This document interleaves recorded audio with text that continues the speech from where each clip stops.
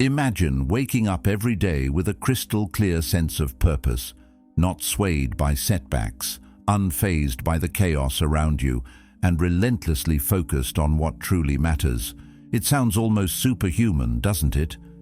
Yet this was the everyday reality for Marcus Aurelius.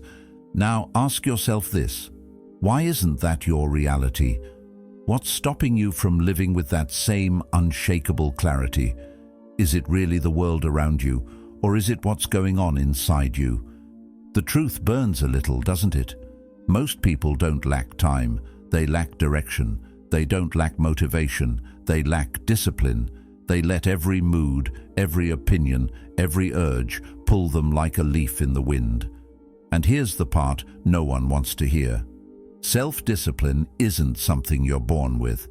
It's something you build, brick by brick, choice by choice. That's what the Stoics knew. That's what they lived. And today, we're peeling back the comfort, the excuses, the lies we tell ourselves, to reveal what it really takes to master your mind and reclaim your life. Because if you're not in control of yourself, something or someone else is, and that should terrify you. If you feel that pull toward something higher, toward clarity, strength, and peace, then please subscribe. Not for more noise, but for less of it. For focus, for truth, for the rare kind of content that challenges you to rise, not escape. This isn't just another video, it's a step forward, toward who you were meant to be. 1. Know your purpose or get pulled by noise. Have you ever noticed how exhausting it feels to be pulled in 1,000 directions? You start the day with good intentions, maybe even a to-do list, but by noon you're buried under texts, notifications, and sudden obligations that you didn't plan for. And the worst part, none of it even feels important. You go to bed drained, unsure of what you actually accomplished, and this strange emptiness creeps in, the sense that your time is slipping away and you're not really living it. That feeling, that's the cost of not knowing your purpose. It's not that you're lazy, it's not that you're incapable, it's that your energy is being spread thin across things that don't align with who you are. And without a strong inner compass, the world will happily offer you 1,000 things to care about, and none of them will truly fulfill you. Marcus Aurelius once wrote, "Waste no more time arguing what a good man should be one." That wasn't just a philosophical musing, it was a call to action, a reminder that life is happening now, and unless you anchor yourself to what truly matters, you'll be constantly reacting instead of deliberately living. You see, purpose isn't some grand declaration you make once and tattoo on your wall. It's not something you discover in a flash of inspiration while meditating on a mountaintop. It's something you define and then live every single day. It's how you direct your energy, how you choose your priorities, how you say no to what's meaningless and yes to what builds your character. You don't rise by accident, you rise on purpose. A strong sense of purpose doesn't shield you from pain or stress, but it gives your suffering direction. When you know your why, even difficult days gain value. The discomfort becomes part of the process instead of something to run from. But here's the thing, knowing your purpose doesn't require having your entire life mapped out. We live in a culture that romanticizes 10-year plans and 5-step blueprints for success. But the Stoics remind us that the future is not guaranteed. Epictetus taught that we should focus on what is within our control, our thoughts, our actions, our intentions, and let go of the rest. So instead of obsessing over distant goals, the real question is, what's worth your time today? Not what the world says is urgent, not what everyone else is chasing, but what you, in your quiet, honest moments, believe is essential. Carl Jung once said, "The privilege of a lifetime is to become who you truly are." And that starts with deciding what you're not. You're not just a passive observer in your own life. You're not a collection of reactions to other people's expectations, and you're definitely not here to spend your life constantly busy but rarely fulfilled. You're meant to act, not drift. And the only way to act with clarity is to know what your actions are in service of. Let's break this down practically. If you're unsure of your purpose, start small. Look at your life, not your dreams, your life, and ask, what am I naturally drawn to? What kind of challenges energize me rather than drain me? What am I willing to suffer for, not just dabble in? These are clues. Maybe you love solving problems. Maybe you come alive when you help others. Maybe deep down, you crave solitude so you can create something meaningful. Your purpose isn't hiding from you. It's just been buried under noise. And when you begin listening, really listening, it starts to rise to the surface. The Stoics practiced daily reflection to keep their purpose sharp. Each morning they would prepare for the day with intention. Each evening they would ask themselves, did I live in alignment with my values today? You don't need more time. You need more clarity. If you wake up and immediately reach for your phone, you've already started your day in reaction mode. What if, instead, you gave yourself 5 minutes to ask, what matters most today? Who do I want to be today? What kind of actions would make me proud when I reflect tonight? Seneca warned us about this scattered way of living. He wrote, "It is not that we have a short time to live, but that we waste much of it." And it's true. So many people are stuck in a loop of urgency, reacting to every ping and push notification, thinking they're being productive when they're actually just being used.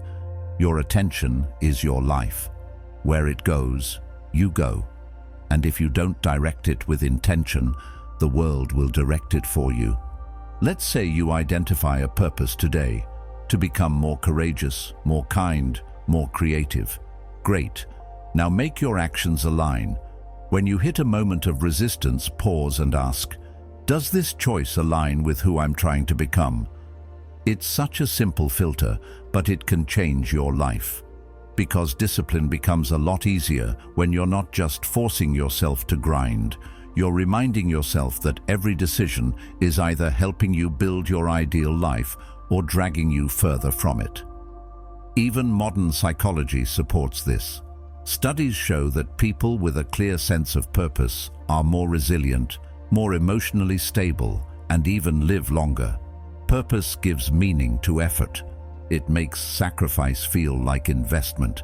It turns self-discipline from something cold and rigid into something sacred, because now you're not just saying no to distractions, you're saying yes to something bigger. Here's something powerful you can do right now. Write down your top 3 values. Not things you wish you valued, but what really matters to you: integrity, growth, compassion, courage, creativity, whatever it is. Then ask, are my daily habits aligned with these? If not, where's the gap? What's one thing I could do today that honors one of those values? That's how you start turning vague purpose into clear action. And when life inevitably gets messy, and it will, you come back to those values.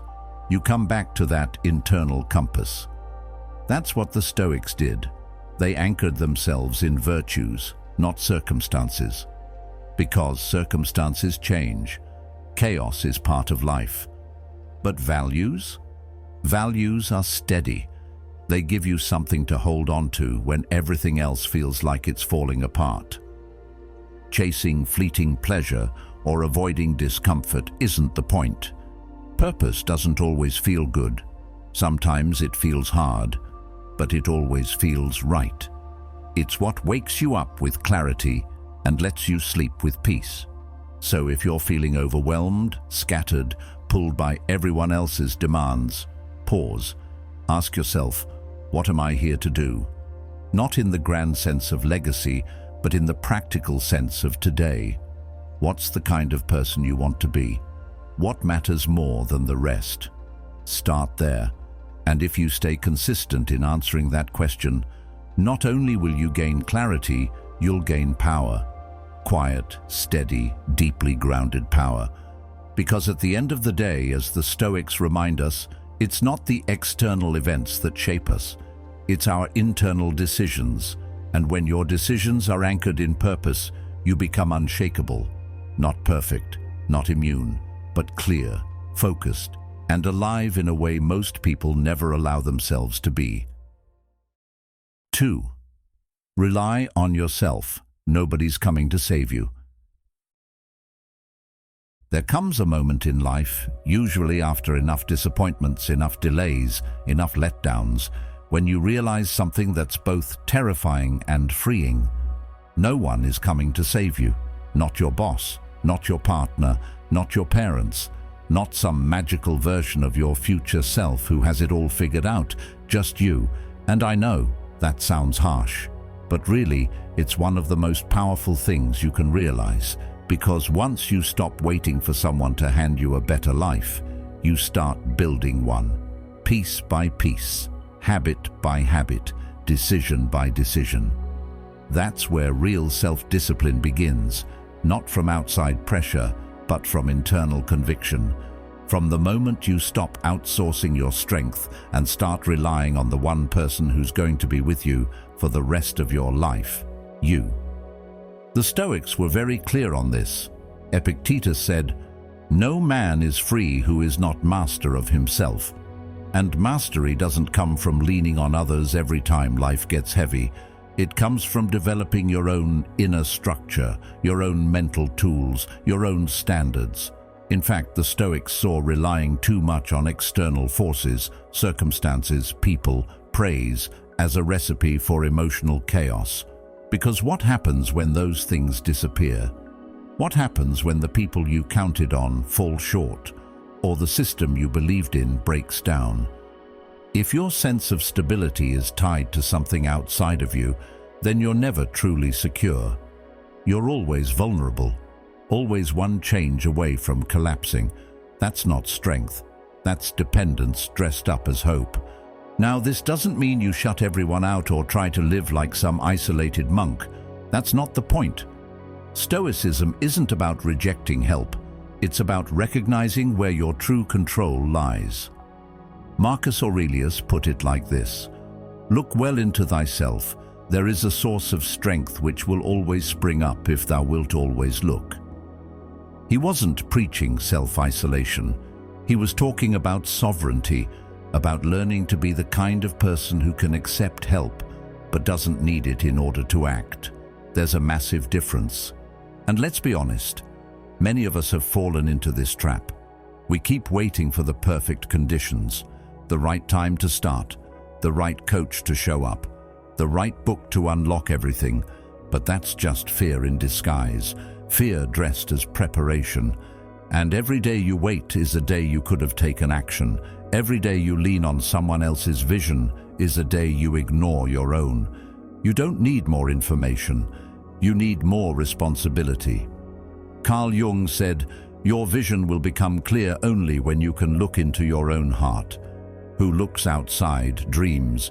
Who looks inside awakes." And awakening, that starts with ownership. Owning your choices, your progress, your discipline. Here's where this gets really real. Self-discipline is impossible without self-trust. Think about it. How can you stick to your habits, your goals, your values, if you don't trust your own word? If every time you say, "I'm going to start tomorrow," you know deep down that you probably won't, then your brain stops believing you.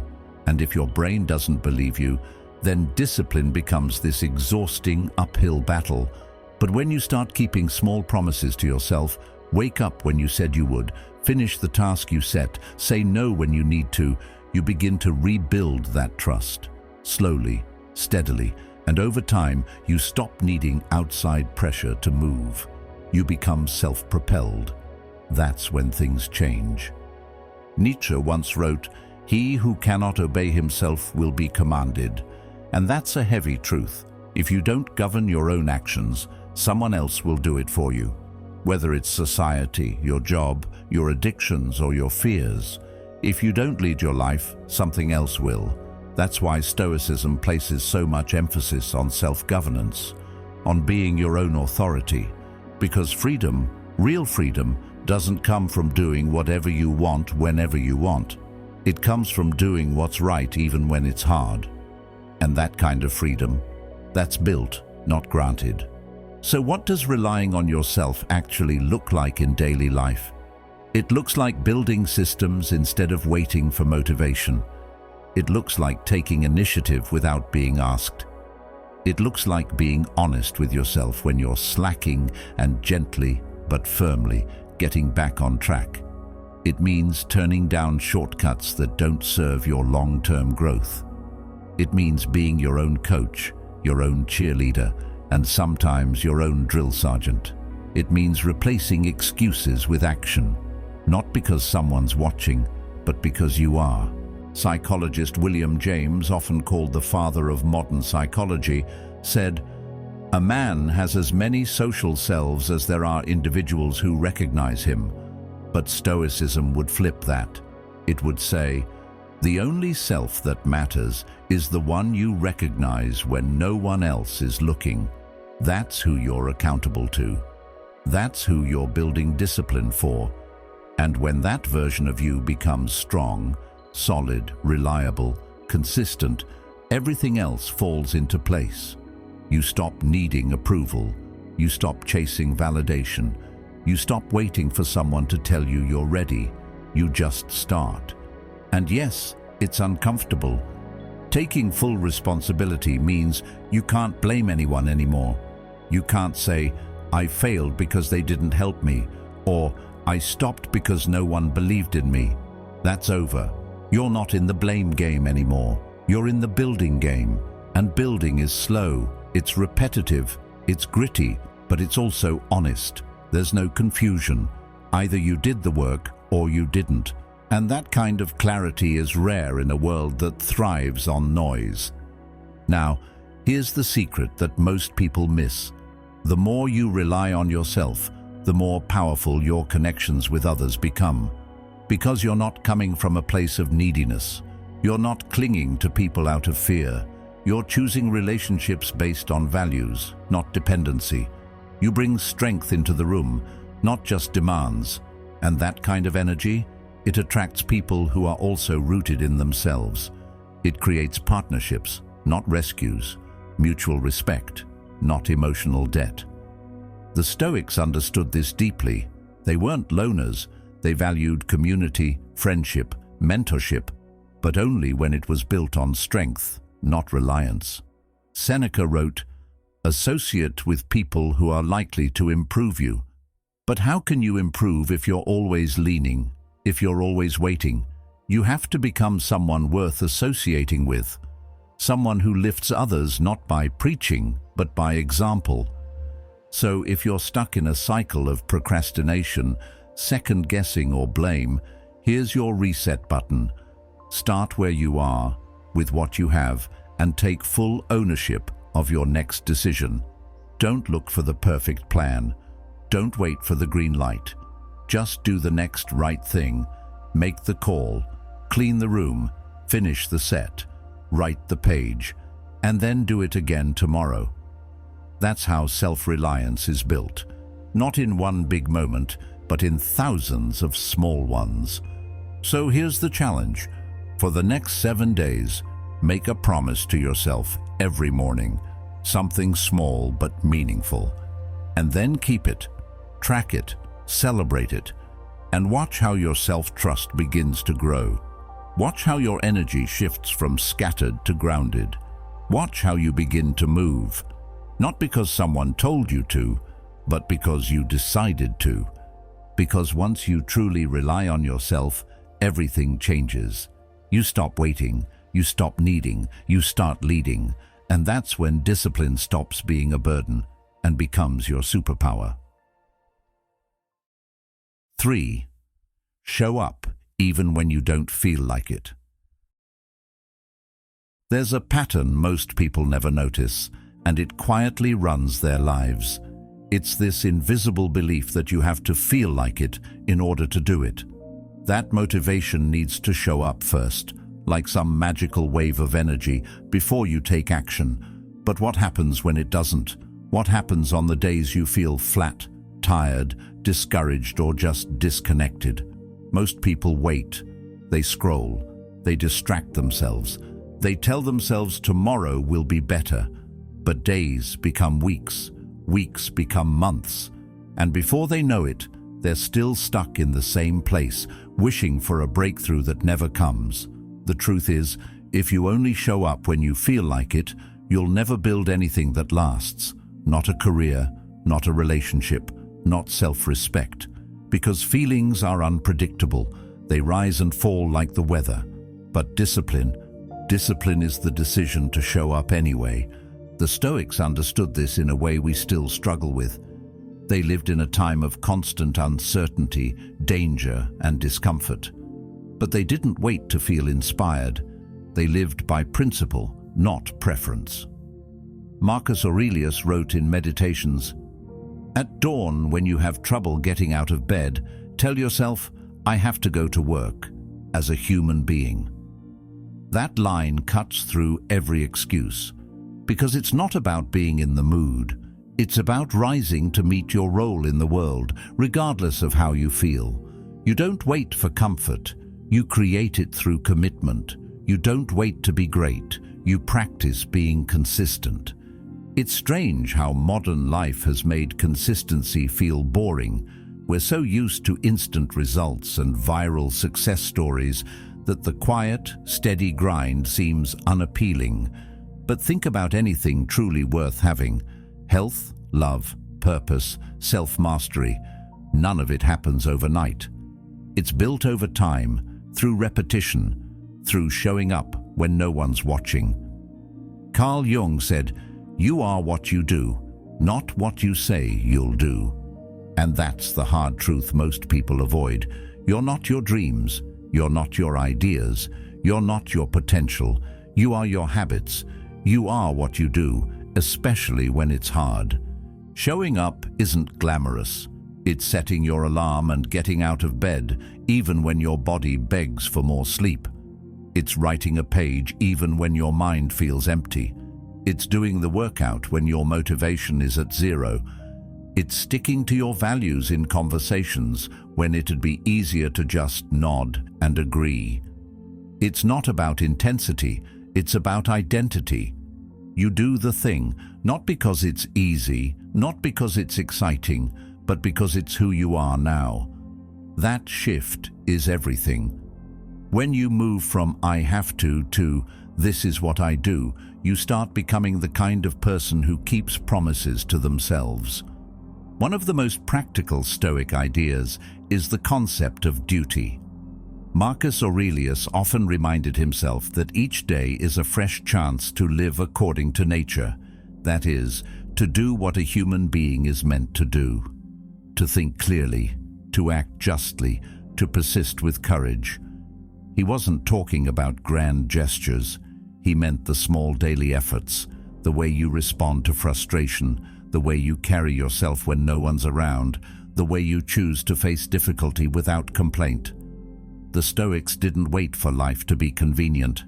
They trained themselves to be steady, especially when it wasn't. Here's what most people get wrong about discipline. They think it's about force, about grinding through every day like a machine, but that's not sustainable.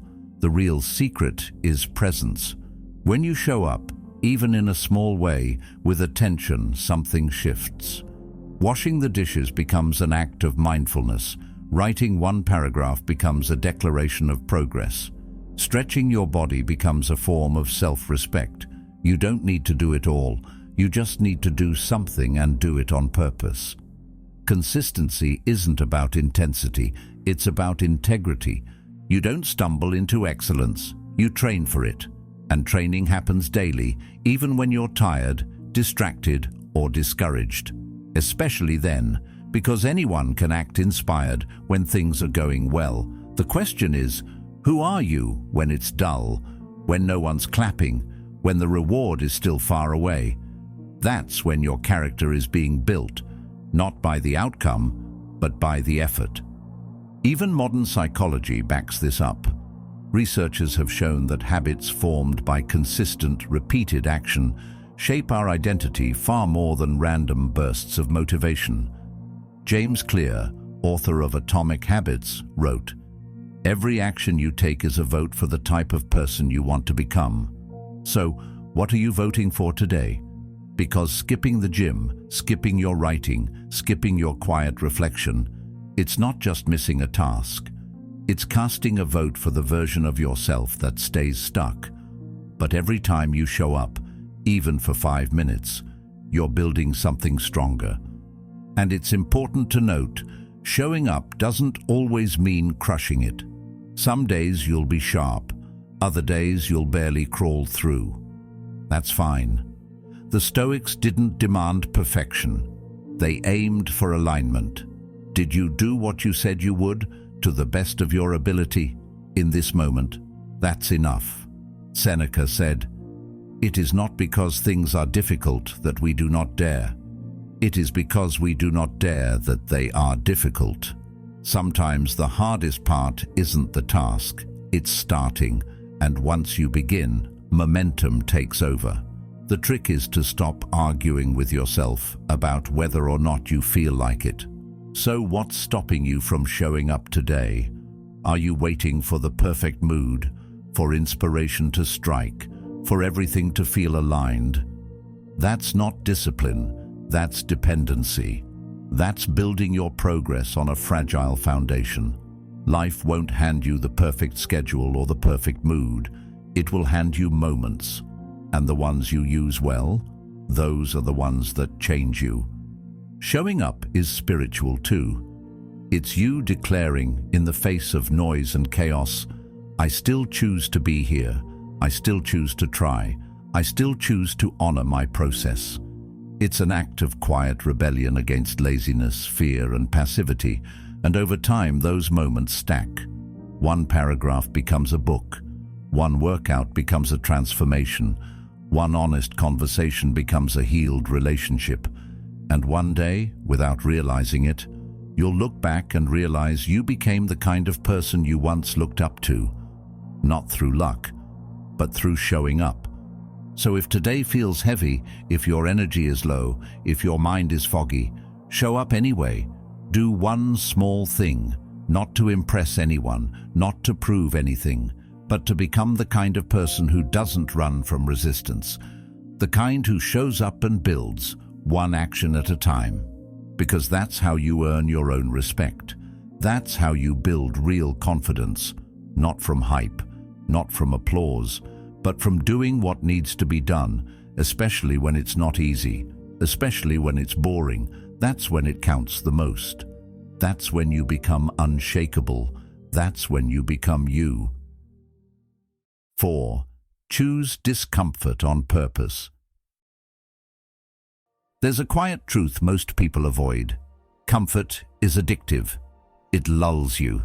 It wraps around you like a warm blanket and whispers that you deserve to take it easy, to stay safe, to wait until things feel just right. And in some ways, it's not wrong. There's nothing inherently bad about comfort until it starts costing you your potential, until it starts softening your edges and dulling your ability to face hard things. Because the more you avoid discomfort, the more fragile you become. The Stoics understood this better than anyone.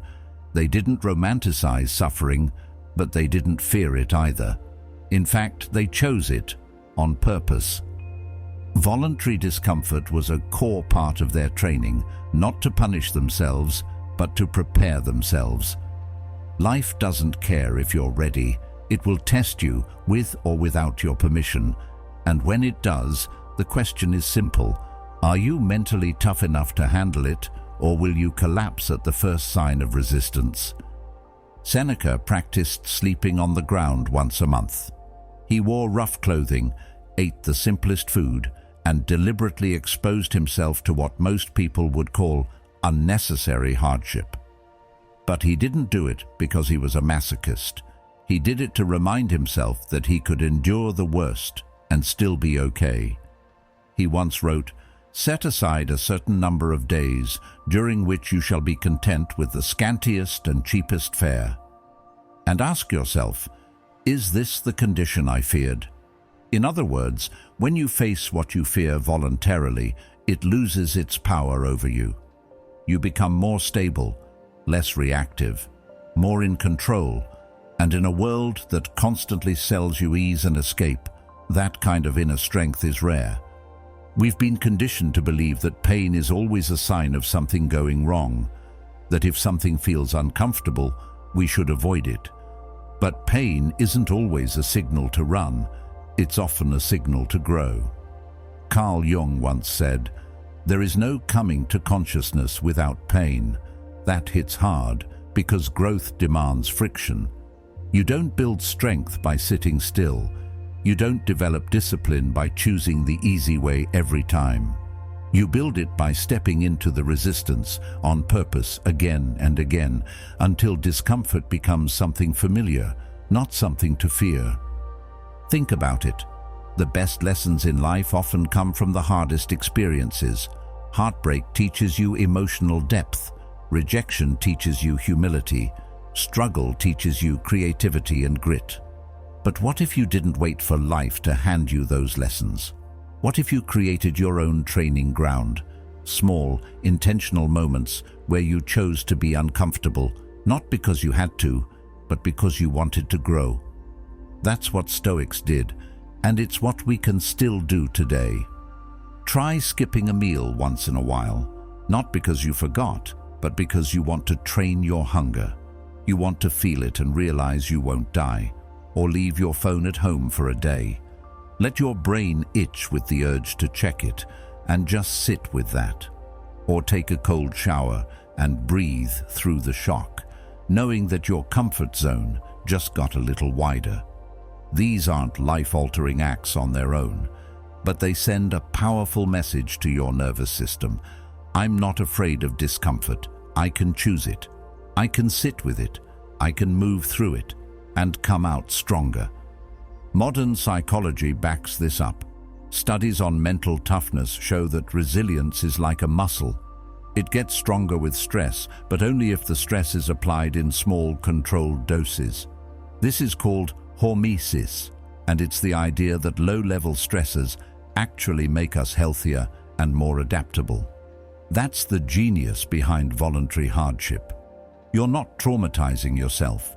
You're training yourself. You're exposing your system to manageable discomfort now, so you're not overwhelmed when real adversity shows up later. The Stoics would have thrived in this kind of science.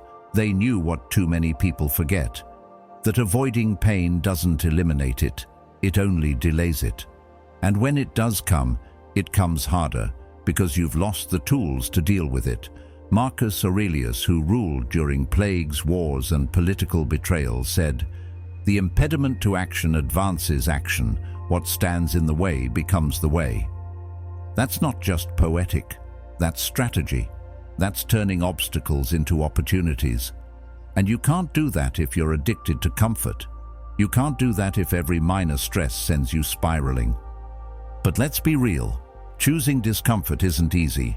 It's not sexy. It doesn't give you a dopamine rush. It's not something you can post on Instagram with a cute caption. It's quiet. It's internal. It's you choosing to lean into the resistance while everyone else is leaning away. It's you going for a walk in the rain instead of waiting for the sun. It's you speaking up when it would be easier to stay silent. It's you choosing depth over ease, growth over safety, purpose over pleasure. And yet, this choice changes everything. When you train yourself to be comfortable in the uncomfortable, you become hard to shake. Someone insults you. You breathe through it. You've sat with worse. A plan falls apart. You adapt. You've handled instability before. Life throws something unexpected your way. You don't panic. You respond. Because you've been rehearsing. You've been preparing. You're not some delicate, fragile thing that breaks under pressure. You're forged by pressure, built by it. And every act of voluntary discomfort proves that to you, again and again. Every time you choose the hard way, you cast a vote for the future version of yourself, the one who's clear, grounded, and capable. You're not just surviving life's tests, you're getting ready for them. You're turning pain into preparation. You speak honestly, listen deeply, and confront problems head-on, because avoidance feels safe in the short term, but it erodes trust over time. Discomfort, when chosen wisely, builds intimacy, truth, and mutual respect. So what's one small discomfort you can choose today? Skip the elevator and take the stairs. Speak the truth instead of sugarcoating it. Meditate for 10 minutes when your brain wants to scroll. Eat a plain meal when you'd rather indulge. It doesn't have to be dramatic. It just has to be intentional. Because with each choice, you're rewiring your brain. You're sending a message: I don't fear the edge, I walk it. And that message starts to echo louder and louder until discomfort no longer signals danger, it signals transformation. The Stoics believed that discipline wasn't about denying life. It was about mastering it. And mastery doesn't come from avoiding what's hard. It comes from walking into it with open eyes, steady breath, and a quiet mind. That's how you become mentally tough.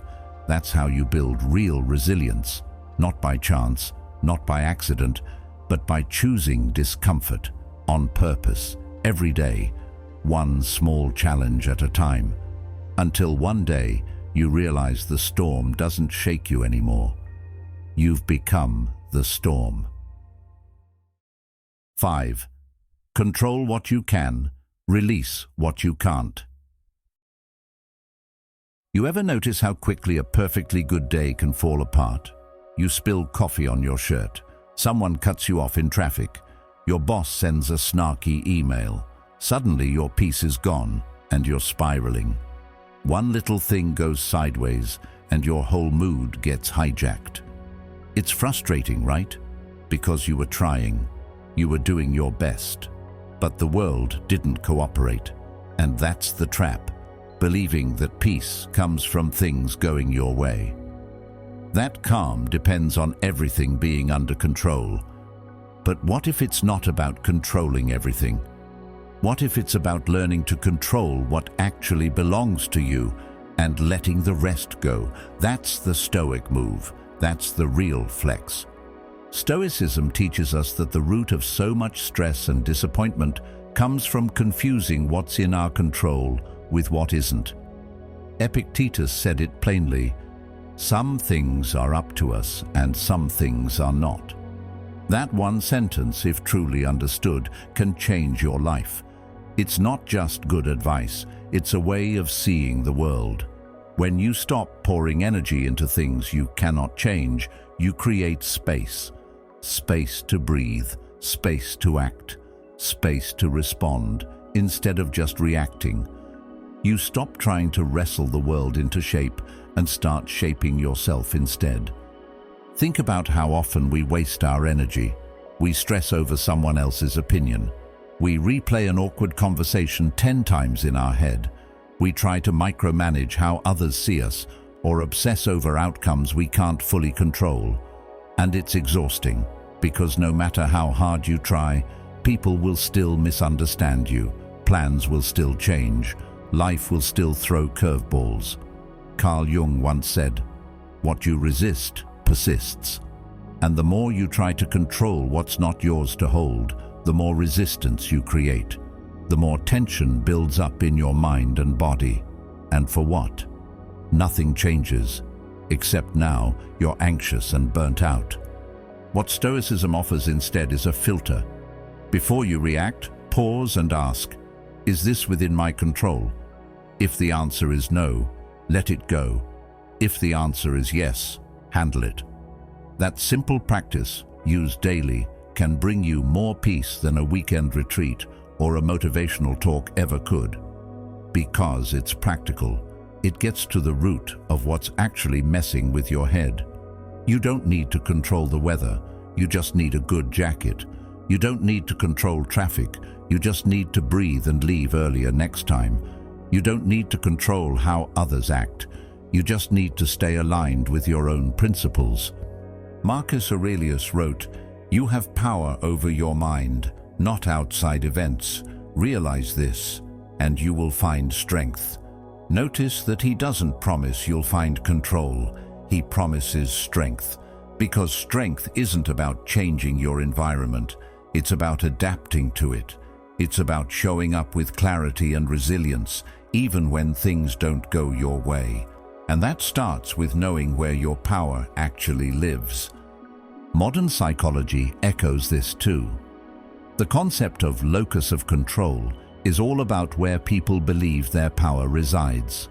Those with an internal locus of control believe they shape their outcomes through effort and attitude. Those with an external locus believe life is mostly about luck, fate, or other people's actions. Guess which group tends to be more mentally resilient, successful, and content? The ones who focus inward, who say, "I may not control what happens, but I always control how I show up." But don't get it twisted. Letting go isn't the same as giving up. It's not passive, it's strategic. The Stoics weren't about sitting back and letting life steamroll them. They believed in action, right action, but they also believed in clarity. There's no point running full speed in the wrong direction. There's no wisdom in fighting battles you can't win. Letting go of what's not yours to control isn't weakness, it's wisdom. It frees up your energy so you can focus on what actually moves the needle. Let's put this into real life. Say you're in a situation where someone's treating you unfairly. You could spend your time obsessing over their behavior, trying to fix them, replaying everything they said. Or you could pause and ask, can I control this person's mindset? Can I control how I speak to them, how I hold my boundaries, how I walk away if needed? Yes, that's your zone. That's where your energy belongs. When you stick to that zone, you gain power. Not over them, over you. Or think about your goals. You can't control whether people support your dreams. You can't control whether your post goes viral or whether someone gives you a shot. But you can control your effort, your persistence, your learning curve, your attitude on the days when nothing's working. That's where the power lives. Not in trying to bend the world to your will, but in bending your own habits toward excellence. Seneca once said, "We suffer more often in imagination than in reality." That hits hard because so much of our stress is self-inflicted. We imagine worst-case scenarios. We obsess over what people might say. We rehearse failures that haven't happened yet, and most of it totally out of our hands. But we hold it anyway, gripping it like a burning coal, thinking we're being responsible. Letting go doesn't mean you don't care. It means you care enough to focus on what you can actually change. Even your emotions are part of this equation. You don't always control how you feel in the moment. Emotions rise up, sometimes out of nowhere, but you do control what you do with them. Whether you lash out, shut down, or respond with clarity, that's your domain. The Stoics believed in observing emotions without being ruled by them. You don't fight your feelings, you witness them. You create space between stimulus and response. That space, that's where your freedom lives. And it's not just about big, dramatic moments. This mindset applies in the tiny daily decisions that build your life. When someone cuts in line, when the internet goes out, when your flight gets delayed. These aren't world-ending events, but they can ruin your day if you let them. Or you can breathe, smile, shrug, control what you can, release the rest. You'd be amazed how much peace shows up when you stop letting minor things hold major power over you. Even Carl Jung believed in the power of self-awareness over external manipulation. He said, "Until you make the unconscious conscious, it will direct your life and you will call it fate." That quote reveals how often we give up control without even realizing it, blaming life, fate, other people, when really We're just not managing our own minds. We're reacting instead of reflecting. But the moment you slow down and ask yourself what's actually within your reach, you reclaim that power. You step out of helplessness and into agency. So if you're overwhelmed, start with this. Draw a line down a piece of paper. On one side, write what you can't control. On the other, write what you can. And let that be your guide. Let that be your anchor. Every time you feel the storm rising, go back to that list. Take action where it counts. Let go where it doesn't. That's how you stop chasing peace and start living in it. Because at the end of the day, control isn't about force. It's about focus. You don't need to master the world. You need to master yourself. And when you do, the world no longer owns you. You're steady, you're clear, you're free. 6. Refuse to play the victim. Life isn't fair, we all know that. Some people get dealt a lucky hand, born into wealth, health, support. Others start at rock bottom, fighting uphill from the beginning. And even if you have a decent start, life has a way of throwing curveballs you didn't see coming. People betray you, plans fall apart, illness hits, money runs out, opportunities slip away. And in those moments, it's easy, so easy, to start thinking, why me? It's natural to feel hurt, frustrated, even angry. But if you stay there, if you build a home in that mindset, something dangerous happens. You become the victim in your own story. You start to believe the pain is permanent, that your power is gone, that life happens to you, and all you can do is endure it. That's where most people get stuck, not in the pain itself, but in the belief that they're powerless to do anything about it. But the Stoics had a radically different take. They believed that while you can't control what life throws at you, you always control how you respond. And that response, that's where your freedom lives. Marcus Aurelius, who ruled during war, plague, and political betrayal, wrote, "Choose not to be harmed, and you won't feel harmed. Don't feel harmed, and you haven't been." That might sound cold at first, especially if you're hurting, but it's not about denying the pain. It's about refusing to let it define you, refusing to become someone who lives in reaction to wounds instead of choosing their next move. There's this idea floating around that pain justifies behavior, that if you've been through something hard, you get a pass for being bitter or checked out or angry at the world. But here's the uncomfortable truth. Your pain is valid, but it's not a permission slip to stay stuck. Carl Jung once said, "I am not what happened to me. I am what I choose to become." That quote flips the script. It reminds you that identity isn't something life stamps on you. It's something you carve out, one choice at a time, even in the middle of struggle. Let's be real, victimhood is tempting. It gives you an identity, it gives you sympathy, it gives you someone to blame. But what it doesn't give you is power. What it doesn't give you is peace. And what it definitely doesn't give you is growth. Because as long as the story is, "They hurt me and now I'm broken," you're handing over the pen. You're letting someone else write your narrative. But what if instead the story became, "They hurt me and I rose anyway. They left me and I rebuilt stronger. Life knocked me down and I got back up with more wisdom, more strength, more clarity than ever before." That story doesn't just inspire, it transforms. The Stoics believed that every obstacle could become fuel, that hardship wasn't just something to endure, it was material for virtue. That's why Epictetus, who was born into slavery and walked with a limp for most of his life, said, "It's not what happens to you, but how you react to it that matters." That's not just philosophy, that's a survival strategy. Because life is full of pain, but suffering is optional. Suffering is what happens when you let the pain linger, when you build your personality around it. when you let it own you instead of learning from it. Now, I'm not saying you should bottle it up. The Stoics weren't robots. They felt things deeply. What they practiced was emotional sovereignty, the ability to feel pain without being ruled by it, to let it pass through you without letting it stay and decorate the walls. Think about the difference between grieving and wallowing. One honors what's lost, the other gets addicted to feeling stuck. And if you've been in that place, you know what it's like.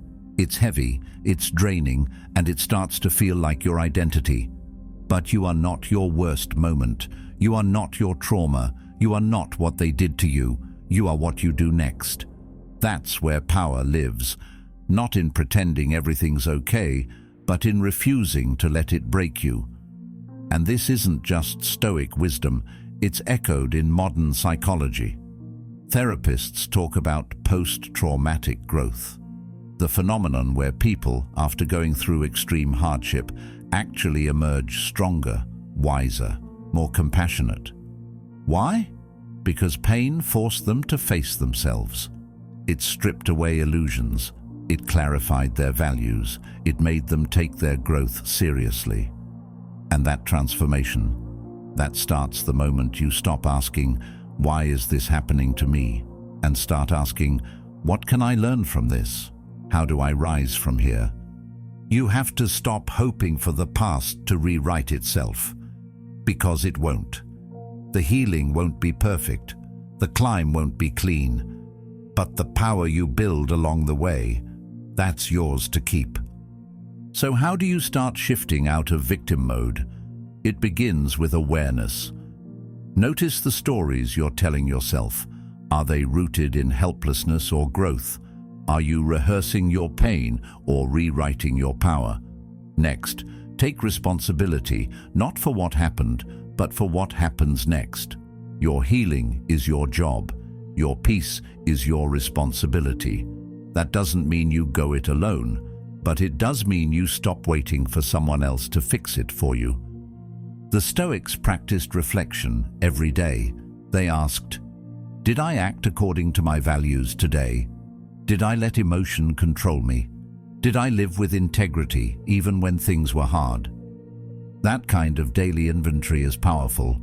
It keeps you honest. It keeps you moving forward. And most importantly, it keeps you from slipping back into blame.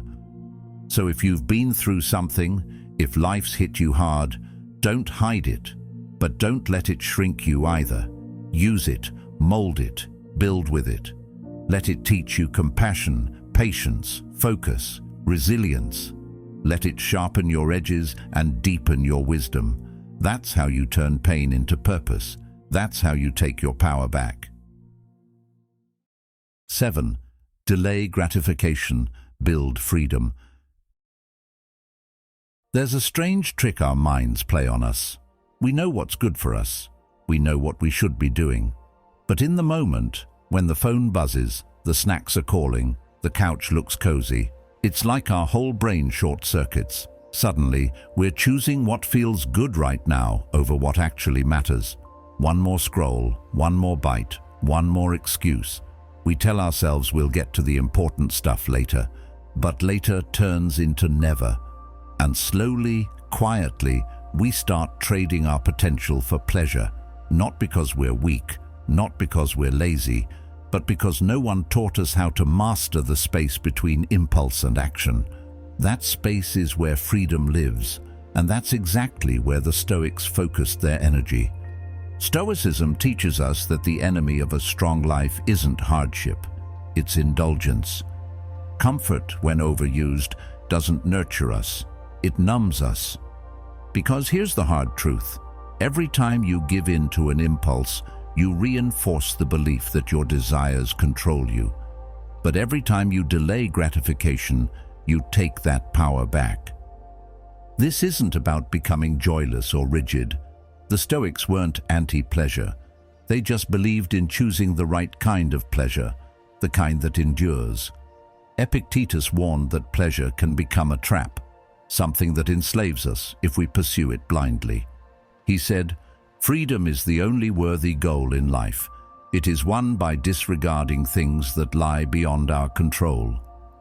Pleasure is one of those things. The world is full of temptations that promise happiness and deliver nothing but distraction. Social media, junk food, binge-watching, gossip, they all offer quick hits of dopamine. But what do they leave you with afterward? Guilt, regret, emptiness. Carl Jung once said, "The greatest burden a child must bear is the unlived life of its parents." That might sound unrelated, but it's deeply connected. Because when we constantly choose short-term comfort over long-term purpose, we create a life we never fully inhabit. A life that's safe but small, numb but not peaceful. We pass down patterns of avoidance, procrastination, and craving, and we call it normal. But it's not normal. It's just common. And what's common isn't always wise. Delaying gratification is a practice, not a personality trait. No one is born with perfect willpower. It's a muscle you build, one choice at a time. You start by paying attention to the little moments, the ones that seem harmless. That moment when you're tempted to check your phone while working. That urge to grab something sugary even when you're not hungry. That tiny voice that says, "Just skip it today, you've earned a break." Those are the training grounds. The more you notice, the more you regain control. The more you say, "Not now," the stronger your self-trust becomes. And trust me, self-trust is the real reward. Seneca wrote, "Most powerful is he who has himself in his own power." That line gets at the core of this principle. When you delay gratification, you stop living at the mercy of your moods. You stop being a slave to every craving. You start becoming someone who chooses their actions, not because of pressure, not because of impulse, but because of clarity. And clarity is the most underrated superpower in the modern world. Let's be honest. Our entire culture is designed to hijack your attention. Apps are built to be addictive. Ads are tailored to your desires. Fast food is engineered to bypass your brain's brakes. The world doesn't want you to delay gratification. It wants you to consume right now as often as possible. So if you choose restraint, if you choose to step back and say, "No, I'll wait, I'll earn it, I'll grow through the process," you're not just being disciplined, you're being rebellious. You're taking a stand against a world that profits off your impulsivity. Even modern neuroscience backs this up. Studies on delayed gratification, like the famous marshmallow test, show that people who can wait, who can sit with discomfort, tend to have better outcomes in almost every area of life. They're healthier, wealthier, more stable, more fulfilled. Why? Because they don't burn their energy on chasing every shiny object. They invest it in what really matters. And that kind of life isn't built in a single decision. It's built in hundreds of tiny ones. Every time you wait instead of grab, breathe instead of scroll, follow through instead of flake, you're laying the bricks of freedom. Now here's the shift that makes it easier. Stop thinking of discipline as deprivation. Think of it as direction. You're not saying no because you're rigid. You're saying no because you've chosen a deeper yes. A yes to your long-term well-being. A yes to your potential. A yes to living a life that actually reflects your values, not just your impulses. That's not cold. That's powerful. You don't need a medal or applause for showing restraint. You feel it in your bones. You wake up clearer. You walk taller. You speak with more integrity. You look in the mirror and respect the person staring back at you. Not because they're perfect, but because they're in control. Of course, this doesn't mean you never rest. It doesn't mean you grind 24/7 or shame yourself for wanting comfort. It means you stop letting short-term pleasure be the default. You start choosing your responses instead of reacting. You start asking better questions like, will this serve me tomorrow? Am I escaping or engaging? Is this bringing me peace or just temporary relief? The Stoics were clear. We are not our urges. We are not our cravings. We are not the fleeting thoughts that tempt us to quit. We are the ones who decide. And when we delay gratification, even in the smallest ways, we step into that power. We stop chasing and start choosing. That's how you build freedom. That's how you become someone who lives by design, not by default. So start small. Delay checking your phone for 10 minutes. Skip the junk food once today. Say no to a distraction so you can finish what you started. Don't underestimate these little acts. They're not just moments, they're momentum. And every time you win that tiny inner battle, you get stronger, you get clearer, you become a little more unshakable. Because in the end, this isn't just about self-control, it's about self-respect. It's about refusing to let your lower self, your reactive self, run the show. And when you train that over and over again, the world starts to feel different, calmer, simpler, more in your hands. Not because the world changed, but because you did. And that kind of change, that's the kind that sticks. That's the kind that frees you. Not someday, but right now. 8. Ignore the noise, especially naysayers. There's a moment that happens every time you try to change. Every time you step forward, make a decision, or do something different. The moment isn't loud, but it's powerful. It's when someone raises an eyebrow, rolls their eyes, or says something subtle like, "You really think you can do that?" That moment, that's the noise. It can come from strangers on the internet or people you love the most. It's judgment, criticism, side comments, or even silence where you expected support. And if you're not careful, it will crawl under your skin and start shaping your choices. Not because it's true, but because we've been trained to take it personally, to let other people's opinions weigh more than our own. But here's the truth. If you want to build discipline, if you want to live with intention, you're going to have to learn to ignore the noise. This isn't easy. We're social creatures. We're wired to seek approval and avoid rejection. In ancient times, being excluded meant real danger. That wiring still lives in us. It's why criticism stings. It's why praise feels so good. But Stoicism teaches us to evolve past that instinct, to stop basing our peace on external reactions. Marcus Aurelius once wrote, "It never ceases to amaze me. We all love ourselves more than other people, but care more about their opinion than our own."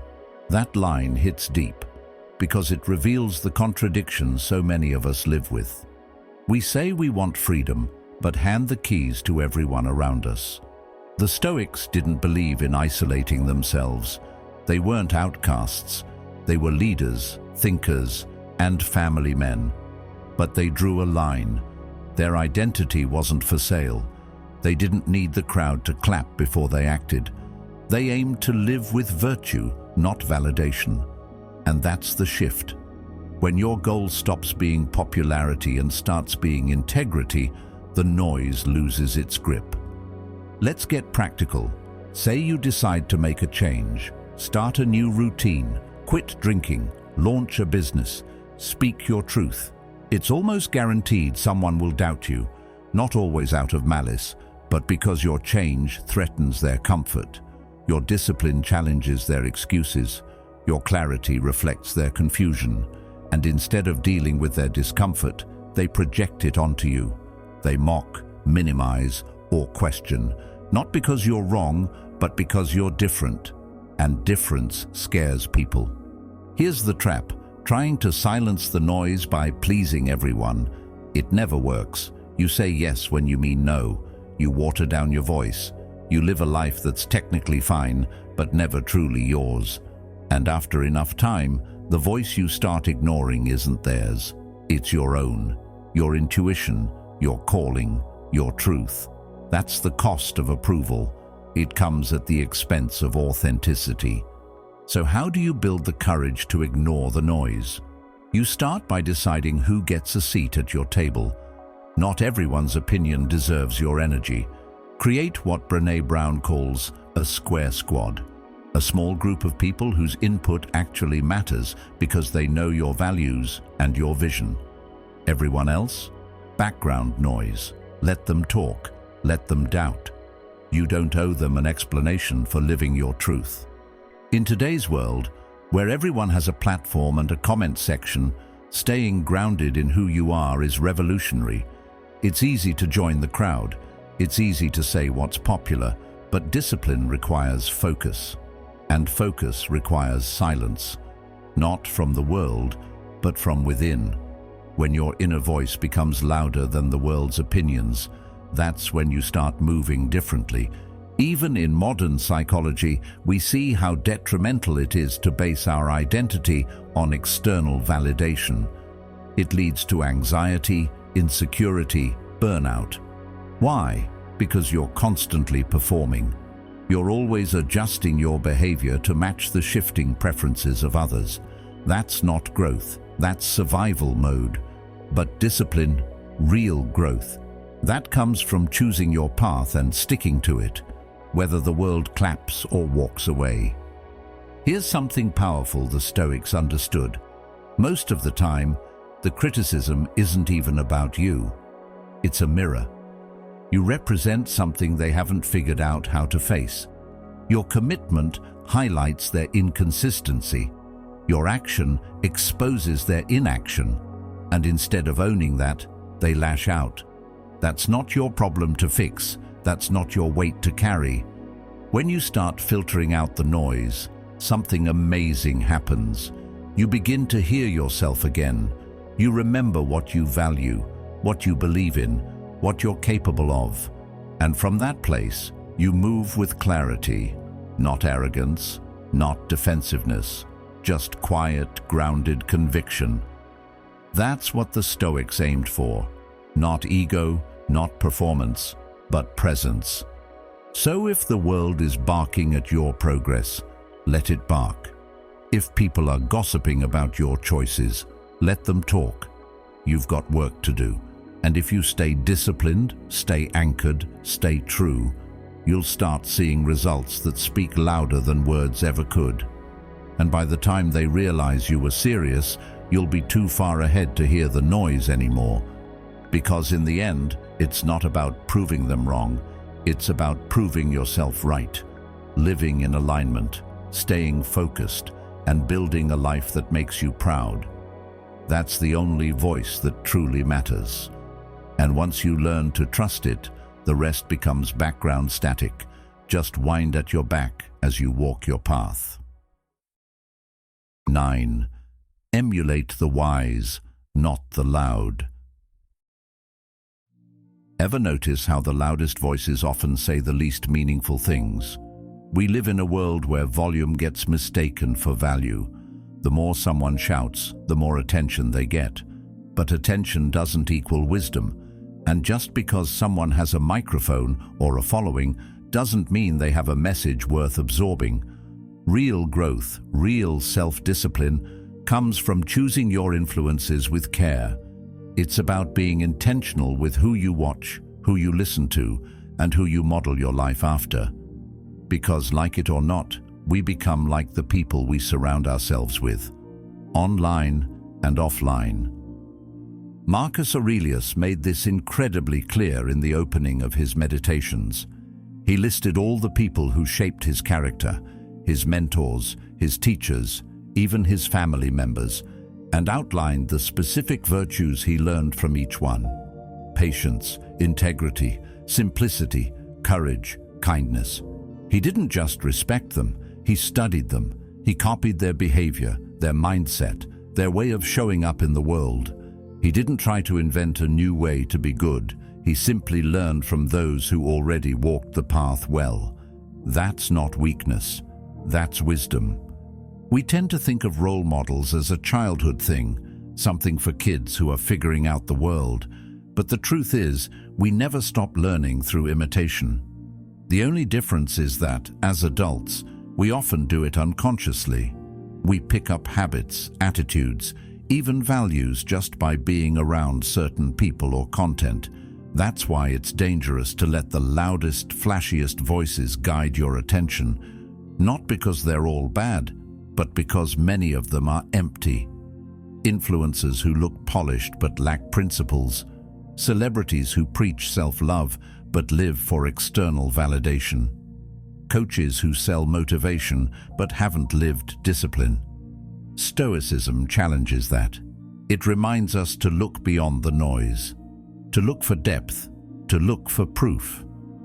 Carl Jung once said, "The meeting of two personalities is like the contact of two chemical substances. If there is any reaction, both are transformed." Think about that. Who are you allowing to transform you? Who's shaping your reactions, your thoughts, your direction? You don't need to be paranoid, but you do need to be aware, because transformation happens either way.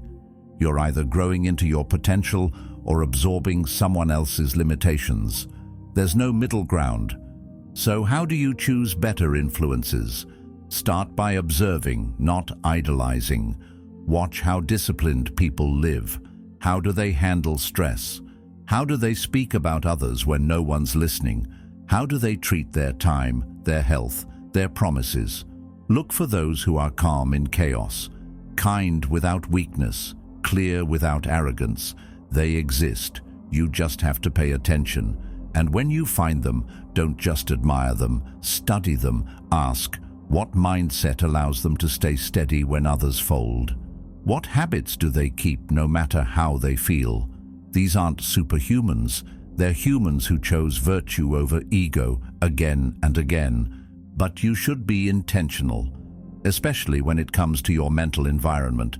The voices you hear every day, whether from friends, podcasts, books, or social media, they shape what you believe is possible, and more importantly, what you believe is normal.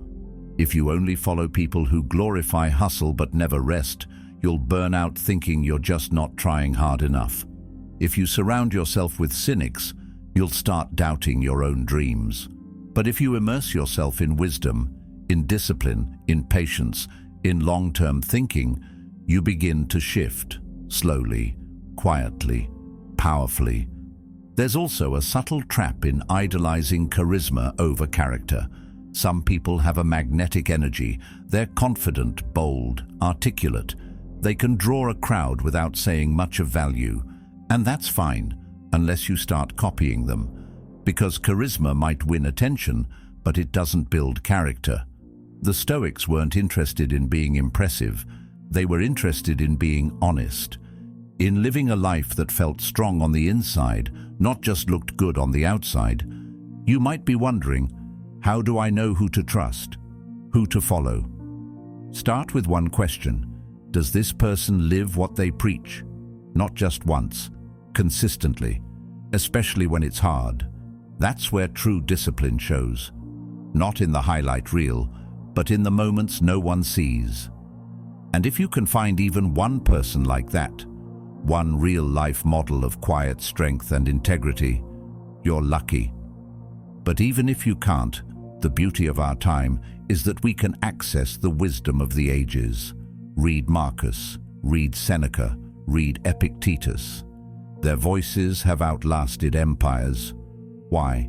Because they spoke truth, not trends. And here's the cool part. When you start modeling the wise, you become someone worth modeling, not out of ego, but out of alignment. You start walking with more purpose, making decisions from principle, not pressure. And people notice. Your presence becomes a reflection of your discipline. Not perfect, but grounded. Not loud, but clear. So maybe you don't need more motivation. Maybe you need better models. People whose lives speak louder than their words. People who remind you what's possible when you stay true to your values, no matter how loud the world gets. That's what Stoicism offers, a blueprint for character, a path walked by giants. And all you have to do, start walking in their steps, quietly, consistently, one choice at a time. 10. Reflect every night. Most people go to bed thinking about what they didn't get done, what someone said that annoyed them, or what's waiting for them tomorrow. We scroll, we distract, we avoid. But what if the most powerful moment of your day isn't in the morning when you're planning everything, but at night, when you stop and actually look at how you lived, not to beat yourself up, not to dramatize, but to reflect? That's where transformation lives. The Stoics knew this. They didn't just live with discipline, they reviewed it. Every night, quietly, honestly. They weren't chasing perfection, they were sharpening awareness. Seneca once wrote, "When the light has been removed and my wife has fallen silent, I examine my entire day and go back over what I've done and said, hiding nothing from myself, passing nothing by." That line might sound dramatic, but it's deeply practical. He wasn't writing poetry, he was practicing self-mastery. And the beauty of this habit? Anyone can do it. You don't need anything fancy, just a quiet moment, a pen, a few questions. Let's be honest. It's easy to tell yourself you're doing your best, that you're disciplined, that you're growing. But it's a different thing entirely to face the reality of your actions. Did you follow through on what you said you'd do? Did you keep your cool when tested? Did you waste time or use it wisely? These are the kinds of questions most people avoid because they're uncomfortable. But Stoicism isn't about comfort, it's about clarity. And clarity requires honesty. You can't change what you don't see. You can't grow what you're not measuring. Reflection is how you shine a light on your blind spots. It's how you catch the small lies you tell yourself. "I didn't have time" really means I didn't make time. "I was too tired" sometimes means I avoided discomfort.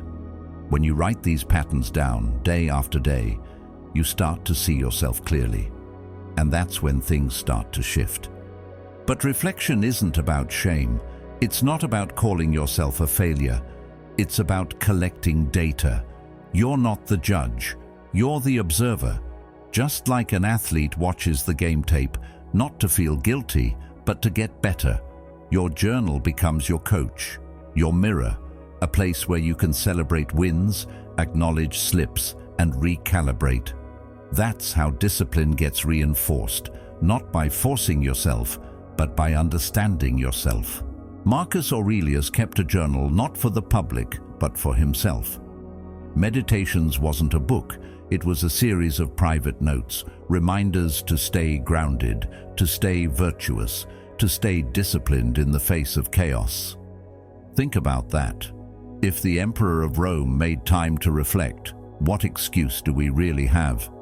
He understood that reflection isn't a luxury, it's a necessity, especially if you want to live intentionally. And it doesn't need to take hours. Sometimes a few lines are enough. Where did I rise today? Where did I fall short? What lesson can I carry into tomorrow? Those three questions alone can shift your entire mindset because they force you to slow down, to stop reacting and start responding. That's what discipline really is, choosing a better response. And you can't choose better if you're not aware of your patterns. The benefits aren't just philosophical, they're psychological. Studies in modern psychology show that reflective journaling can reduce anxiety, boost performance, and improve emotional regulation. Why? Because when we name our experience, we gain control over it. We stop feeling overwhelmed and start feeling focused. Writing gives structure to our thoughts.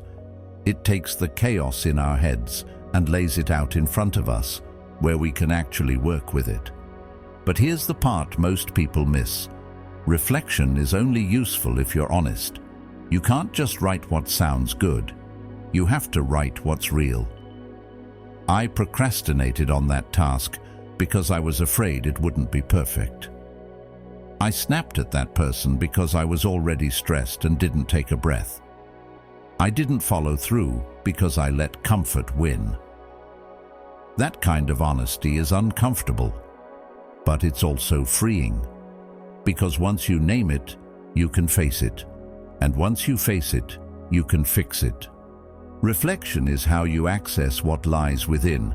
It's how you check if your actions actually match your values. It's how you turn intentions into integrity. And it's one of the simplest, most overlooked tools for building self-discipline. Of course, some nights you won't want to do it. You'll be tired. You'll feel like skipping it. And that's exactly when it matters most, because discipline is a muscle. The more you train it, the more it shows up for you, especially when motivation doesn't. Some of the most important breakthroughs happen on the days you almost didn't show up. And when you write through the resistance, you prove to yourself that your word matters. There's also something sacred about ending the day with awareness. The world is loud. Days move fast. But when you sit down and reflect, even for 5 minutes, you reclaim your time. You take the chaos of the day and turn it into clarity. You turn motion into meaning. And over time, those small reflections compound. You start noticing patterns. I'm always anxious on days I skip my morning routine. I do better when I plan my top 3 priorities the night before. I'm calmer when I journal before bed. These aren't random insights. They're hard-earned wisdom. And wisdom, once you own it, becomes a kind of armor. Stoicism wasn't about having all the answers. It was about asking the right questions. Questions that challenge you. Questions that center you. Questions that grow you. And reflection is where those questions live. That's why Epictetus said, "Don't explain your philosophy, embody it." Nightly reflection is how you do that, not with grand declarations, but with quiet consistency, with a pen in your hand and your eyes on the truth. So tonight, instead of scrolling yourself to sleep, try this. Grab a notebook, sit with your thoughts, ask yourself, did I live today with intention? Did I honor my values or drift from them? What would the wiser version of me have done differently? Not to judge, just to learn. Because the more you learn from your own life, the less you repeat the same mistakes. And the more you live by design, not default. Reflection doesn't fix everything overnight, but it changes your direction, and direction, over time, changes your destiny. So if you want to build real self-discipline, not just talk about it, start here. End your day with your own truth. Listen to your own voice. Learn from your own choices. That's how you become stronger, calmer, wiser, one honest night at a time. 11. Master the morning, win the day. There's something sacred about the early morning hours. It's quiet, it's still. The world hasn't yet started shouting its demands at you, and for a brief moment, you're alone with yourself. Before the emails, the deadlines, the opinions, the scroll holes. But let's be honest, most of us ruin this gift without even thinking. We wake up, grab our phone, and bam, we're already reacting to messages, to news, to the weight of the world. We lose control of our day before it even begins.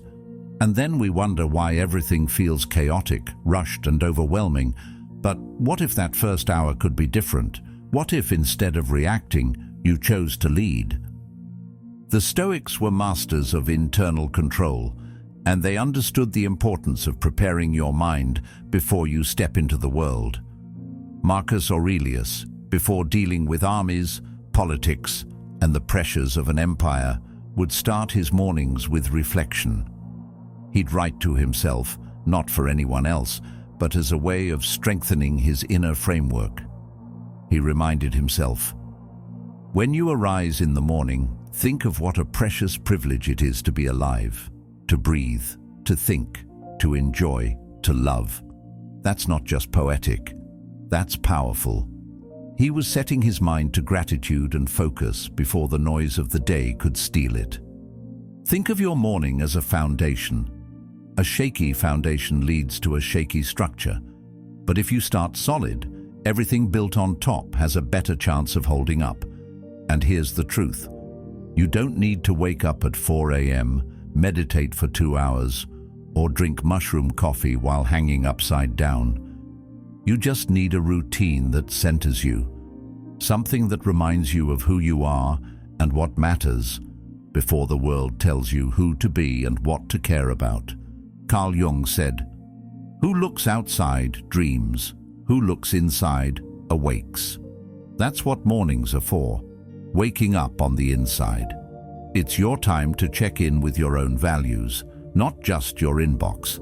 So many people start their day by plugging into everyone else's agenda. And guess what? If you don't set your own priorities, someone else will set them for you. And their priorities probably don't include your peace, your growth, or your purpose. Imagine starting your day with just 10 minutes of silence. No phone, no notifications. Just breathe. Just you. In those 10 minutes, your nervous system calms down, your thoughts settle. You get to choose your first feeling of the day before anxiety has a chance to sneak in. And once your mind is clear, you can anchor it with intention. That might mean journaling. It might mean reviewing your goals. It might just mean asking yourself, what kind of person do I want to be today? Not what do I have to do, but how do I want to show up? Seneca wrote, "If a person doesn't know to which port they sail, no wind is favorable." That quote hits hard, because that's what most mornings look like, rudderless. People get up and start drifting, pulled by whatever current shows up first. A text, a headline, a wave of stress. But when you start your day with clarity, even small tasks become meaningful. You're no longer reacting to life, you're directing it. And let's talk about discipline. Everyone wants more of it, but few realize how much of it is shaped by your morning. Your first few decisions each day send a message to your brain. Are we running this show, or are we just winging it again? If you hit snooze 10 times, skip breakfast, and doom scroll for 45 minutes, you've already trained your brain to be distracted and reactive. But if you wake up, take a breath, and do something aligned with your values, even if it's tiny, you've just taken command. That's how discipline starts. Not with hype, but with habits. Now, you don't need a perfect morning routine to be successful. But you do need an intentional one. One that helps you reconnect to your purpose. Even 5 quiet minutes can make the difference between a calm, focused morning and a scrambled, anxious one. Over time, those minutes become momentum, and momentum becomes identity. I'm the kind of person who starts my day with intention. That's a powerful story to live out. Modern psychology backs this up too. Studies have shown that people who start their day with self-directed activities, like journaling, mindfulness, or light planning, experience more focus, productivity, and emotional stability throughout the day. Why? Because your brain isn't overwhelmed by input. It has space to think, to decide, to lead. That space is rare, and you only get it if you protect it. And that's the thing. The world will never protect your peace for you. You have to guard it, especially in the morning, because once your day begins, everyone wants a piece of you, your energy, your time, your attention. And if you're not anchored by then, you'll get pulled in every direction and call it being busy. But busyness isn't the same as purpose. In fact, it's often the opposite. So here's the challenge. Reclaim your morning, not to be productive for productivity's sake, but to live with clarity, with self-leadership, with depth. Start small. Maybe it's writing down 3 things you're grateful for. Maybe it's reading a single paragraph from a Stoic text. Maybe it's setting your top 3 intentions for the day. Whatever it is, make it yours. Make it sacred. It's not about being perfect. Some mornings will be messy. You'll oversleep. You'll feel off. That's okay. Discipline isn't about flawless execution, it's about consistent return. You come back, you recommit, you begin again. That's the Stoic way, to show up, not because it's easy, but because it's right. So tomorrow morning, when the alarm goes off, try this. Pause. Don't check your phone. Don't open your inbox. Just breathe. Remind yourself, I don't control the chaos out there, but I do control how I start. And in that moment, you've already won. Because you've remembered something the world will try to make you forget, that you are in charge of your life. And every single day, you get to prove it, starting the moment you wake up. 12. Don't let emotions hijack you. It's wild how quickly emotions can take over. 1 second you're calm, collected, just going about your day, and the next, someone cuts you off in traffic. You get an unexpected message that ruins your vibe. Someone makes a passive-aggressive comment, and before you even realize what's happening, your whole nervous system is on fire. Heart pounding, mind racing. You're not thinking, you're reacting. And in that split second, the emotion hijacks your focus, your energy, and your behavior. We've all been there, that moment when a temporary feeling takes the wheel and crashes your whole day. But here's something most people forget. Feeling something doesn't mean you have to obey it. That's not just psychology. That's ancient Stoic wisdom. The Stoics didn't deny their emotions. They weren't emotionless robots. They felt. But they refused to let those feelings make their decisions. Epictetus said it best. It's not things that upset us, but our judgments about things. The anger, the anxiety, the fear. It's not the event that causes the chaos. It's how you interpret the event. That's the lever. That's where your power is. Not in controlling the world, but in choosing your response to it. Now let's be real. This isn't easy. Emotions hit fast. They hit deep. And they feel real. When someone disrespects you, it feels like an attack. When fear shows up, your body believes it's in danger, even when it's not. But this is where emotional self-discipline becomes crucial. It's not about ignoring emotions. It's about pausing long enough to question them, to give yourself that extra breath, that extra heartbeat to say, wait, is this helpful? Is this even true? That tiny pause can change everything. Carl Jung once said, emotion is the chief source of becoming conscious. There can be no transforming of darkness into light without emotion. That's a powerful perspective. Emotions aren't the enemy. They're teachers, signals, clues about what matters to you. But if you don't learn to manage them, they don't transform you. They consume you. And that's the difference between reacting and responding, between compulsion and control. That's not weakness, that's power. Because let's be honest, anyone can lash out. Anyone can let their emotions control them. That takes no effort. What's rare, what's impressive, is restraint, calm under fire. The ability to hold your center while the world tries to shake it loose. That's what builds true inner strength. Not suppression, but separation. The ability to create space between stimulus and response. And here's the thing, this isn't just ancient wisdom. Modern psychology backs it up. There's a concept called affect labeling, which basically means naming your emotions. When you say, I feel angry, or I feel anxious, you're actually engaging your prefrontal cortex, the rational part of your brain. Just naming the feeling lowers its intensity. Why? Because you're no longer in it. You're observing it. And the moment you observe it, you've taken a step back. You've broken the hijack. So, how do you build this skill? Practice, repetition, reflection. You have to train yourself to slow down. That means recognizing your triggers. Maybe it's being interrupted. Maybe it's disrespect. Maybe it's feeling ignored or misunderstood. We all have emotional buttons. But once you know what yours are, you can start creating that space. You can catch the flare-up before it becomes a fire. Seneca had a whole essay on anger. He said, "The best remedy for anger is delay." So simple, so underrated. Delay. Don't send the angry text. Don't storm out. Don't clap back online. Wait, walk, write it out, breathe, and watch how the emotion loses its grip.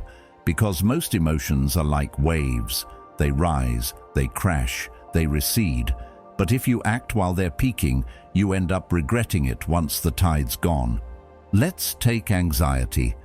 It's one of the most common emotions that hijacks people. You get a bad feeling in your chest, and suddenly your brain spirals into the worst-case scenario. What if I mess up? What if they don't like me? What if I fail? But here's what most people don't realize. Anxiety is often just misplaced energy. It's a signal, not a sentence. It's your brain trying to prepare you, not punish you. So instead of running from it, face it. Ask, what am I actually afraid of? Is this real, or is it just a story I'm telling myself? Again, that's what the Stoics were trying to teach. Don't trust your first reaction. Don't give your emotions the keys to your life. Use them, learn from them, but lead with reason. Marcus Aurelius wrote in his journal, "If you are distressed by anything external, the pain is not due to the thing itself, but to your estimate of it, and this you have the power to revoke at any moment." That's radical responsibility, and it's the path to emotional freedom. Now look, none of this means you shouldn't feel. Emotions make us human. They connect us, inspire us, guide us, but only when we own them, not when they own us. Emotional discipline isn't about becoming cold. It's about becoming clear, grounded, wise. It's about being able to say, "I feel anger, but I don't have to act angry." Or, "I feel fear, but I can still move forward." That's emotional maturity. That's Stoic strength. Carl Jung also said, "Everything that irritates us about others can lead us to an understanding of ourselves." So the next time something lights you up inside, stop, ask, what is this really about? What story am I telling myself? And what would my higher self do right now? Over time, those moments of pause add up. You start to notice your patterns. You begin to catch yourself before the damage is done. And one day, without even realizing it, you find yourself in a situation that would have triggered you before, and you just breathe. You stay calm. You speak with intention. You act instead of reacting. And in that moment, you're not just emotionally disciplined, you're free. Because that's what this is really about. Freedom. The ability to choose your state, your words, your path, no matter what's happening around you. That's the essence of Stoicism. That's the promise of self-mastery. And it's available to you, not by numbing out, but by waking up, by noticing the emotion, honoring it, and then responding from a place of truth, not just habit. 13. Say no. More often. Let's get honest for a second. How many times have you said yes when every part of you wanted to say no? You weren't interested, you were tired, you had other plans. But something in you, maybe guilt, maybe fear, maybe habit, pushed out a reluctant sure. And just like that, another chunk of your time, energy, or peace was gone. That's how we lose our lives. Not in big dramatic moments, but in small, quiet surrenders. One yes at a time. The Stoics had a name for this kind of misalignment. They called it living against nature, not nature in the trees and flowers sense, but in terms of your inner nature, your values, your direction. When you constantly say yes to things that conflict with your purpose, you're not just being nice, you're being divided, pulled in directions that weaken your will and blur your focus. Epictetus warned against this very thing when he said, "If you want to improve, be content to be thought foolish and stupid." Translation: say no, even when it's unpopular. Saying no is not about being rude or selfish, it's about being clear. Clear on your priorities, clear on your boundaries, clear on what actually matters to you. Because every yes is really a trade. You're saying no to something else, your workout, your writing time, your rest, your peace. And the thing is, most of us aren't aware we're making that trade until it's too late, until we're overwhelmed, until resentment creeps in, until we feel like our life belongs to everyone but us. If you want to grow spiritually, mentally, emotionally, you have to protect your time like it's sacred, because it is. Every moment spent doing something misaligned is a moment you can't get back. Discipline isn't just about routines and checklists. It's about knowing when to say no to things that pull you away from the person you're trying to become. Now let's talk about how it feels. Because let's be honest, saying no feels uncomfortable. It brings up guilt, fear of disappointing people, fear of looking selfish, fear of missing out.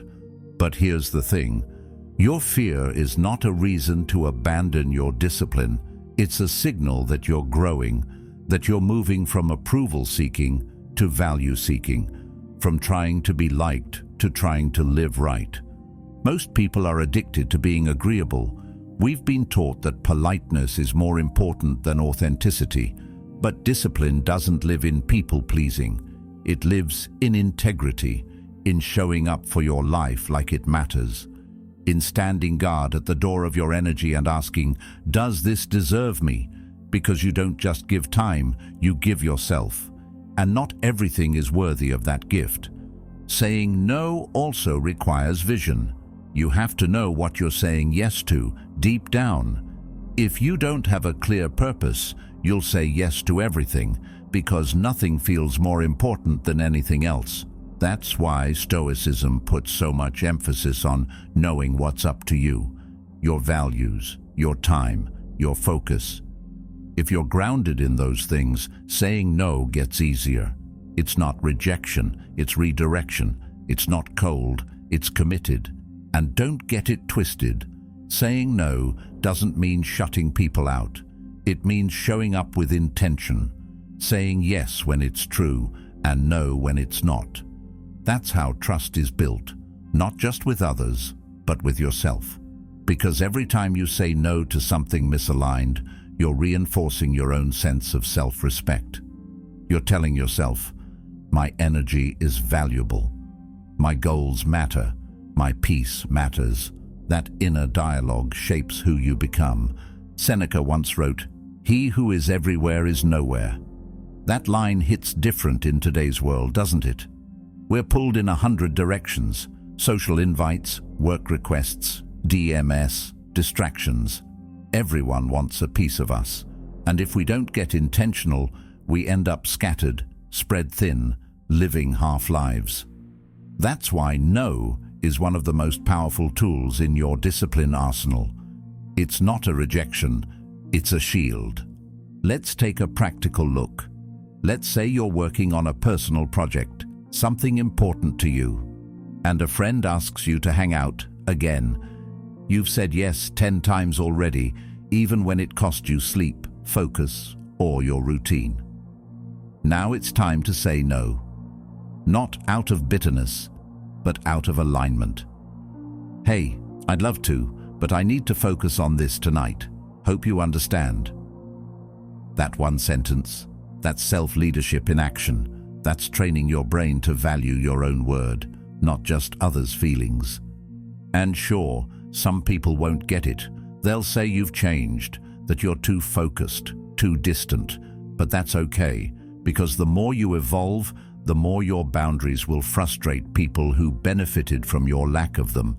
Don't let guilt talk you out of growth.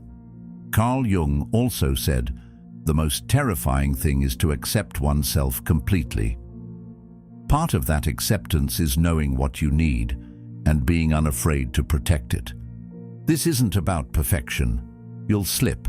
You'll say yes to things you shouldn't. You'll overextend. But that's part of the process. What matters is that you notice, that you adjust, that you start asking the deeper questions. Does this align with who I'm becoming? Does this support the life I want?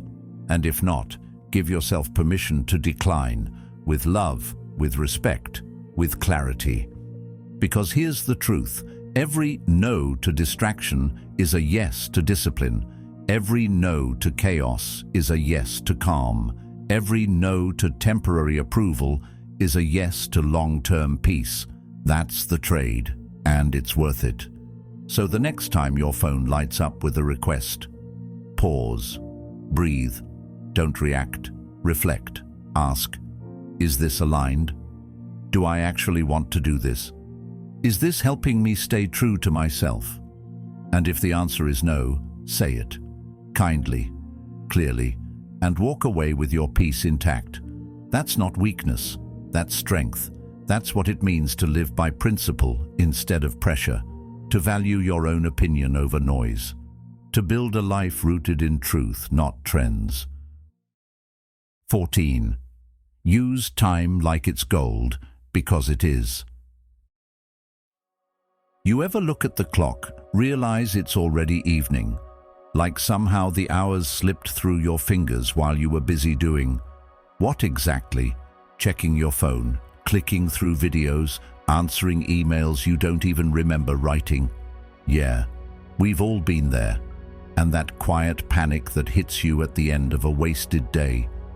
That's not just guilt. That's your inner self saying you're spending something you'll never get back. Think about how careful people are with money, budgeting, saving, tracking expenses. But when it comes to time, we throw it around like it's endless. We'll spend 5 hours binging a show we don't even love, but hesitate to spend 20 minutes meditating, journaling, calling someone we care about, or pursuing a goal that actually means something. And we wonder why we feel empty. Time is gold, not flashy gold, but sacred gold. The kind that can't be mined or printed or traded. You can't store it. You can't earn more. Every day you wake up with a full account, and by nightfall, it's been drained. No refunds, no rollover minutes. The only question is, what did you spend it on?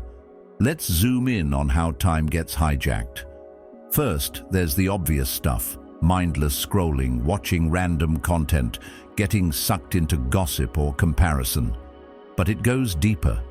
We lose time when we say yes to things that drain us. We lose time when we avoid hard decisions and let problems linger. We lose time when we overthink instead of act. Carl Jung once said, "The most intense conflicts, if overcome, leave behind a sense of security and calm that is not easily disturbed." Translation: avoiding the hard stuff just steals more of your life. Facing it frees you. So how do we start treating time like gold? First, awareness. You can't change what you don't see. Take a day and track your time, not to judge, just to notice. What's getting your best hours? Is it aligned with your values or just easy to click on? That one audit can wake you up in a way no productivity hack ever will. Second, intentional structure. The Stoics believed in living on purpose. That means designing your day with care. Block out time for deep work, real focus, no distractions. Block time for rest, real rest, not half resting while scrolling your phone. Make your calendar reflect your values, not just your obligations. If something's important to your growth, schedule it like it matters, because it does. Seneca again. While we are postponing, life speeds by. That's the trap. Thinking you'll get around to it later. Thinking tomorrow will be easier. It won't. The cost of delay is always higher than it looks. Discipline means showing up today, not waiting for perfect conditions. It means starting now. And yes, that might mean cutting things out, saying no to the invitations, the distractions, the dopamine traps. Not because you're antisocial, but because you value your time more than your comfort. And let's be clear, This isn't about becoming a productivity robot. It's about building a meaningful life, one where you don't feel like time is slipping away while you're stuck in autopilot. That requires deep work, yes, but it also requires deep rest. It requires stillness, space to think, to feel, to reflect. You weren't born just to grind. You were born to grow, and growth needs rhythm, not just hustle. There's a Stoic practice worth borrowing here, the evening reflection. Every night ask yourself, how did I spend my time today? Where did I win? Where did I waste it? No guilt, no shame, just awareness. That simple practice will recalibrate your mind like nothing else. You'll start catching yourself mid-scroll. You'll think twice before overcommitting. You'll make better choices, not because someone told you to, but because you've seen the cost of wasting your life. Carl Jung also said, your vision will become clear only when you can look into your own heart. Who looks outside dreams. Who looks inside awakes. That applies to how we spend time too. Most people live outwardly, reacting to requests, notifications, noise. But when you turn inward, when you ask, what matters to me? What's my highest use today? You wake up. You reclaim time from the noise. So what does a life lived with time awareness look like? It's not rigid. It's intentional. It's full of choices that reflect who you want to be. You say no when something doesn't align. You carve space for solitude. You chase depth over distraction. You stop waiting for someday and make use of today. You read something instead of scrolling. You write the chapter, the email, the plan. You call someone instead of texting, we should catch up sometime. You go for the walk. You take the nap. You create. You reflect. You live. Because you know that once this day is gone, it's gone, and your future self will either thank you for how you used it or wish you'd done more. That's the raw truth. Every hour is a vote for the life you want, for the person you're becoming. And the more conscious you become, the less tolerant you get of wasted days. Not because you're uptight, but because you care. You care about your growth, your peace, your presence. So here's the challenge. For the next 24 hours, treat time like gold. Catch yourself before every just 5 more minutes. Choose presence over passivity. Choose purpose over autopilot. And tonight, when you reflect, ask, did I invest today or did I spend it? That one question can change your life, because in the end, it's not about managing time. It's about honoring it. It's about recognizing that this moment, right now, is your life. Not tomorrow, not next week. Now, 15th, turn pain into fuel. Let's be real. Life hits hard, sometimes out of nowhere. One day you're fine, and the next, it feels like the ground's been ripped out from under you. Maybe someone walked out. Maybe you failed at something you really cared about. Maybe you just woke up and couldn't shake the weight of everything. Pain like that? It's sharp, it burns, it feels personal. But here's what most people miss. Pain isn't just something to survive, it's something you can use. And that's the shift we have to make. We grow up thinking pain is a problem, something to avoid, something to numb or silence. We treat it like a glitch in the system instead of what it really is, a signal. Pain shows up when something matters, when there's a lesson, a truth, or a deeper version of ourselves waiting to be unearthed. We've all been through something: loss, rejection, failure, anxiety. And it's tempting to pretend it didn't happen, to bury it under distractions. But here's the thing: what you bury doesn't disappear. It festers.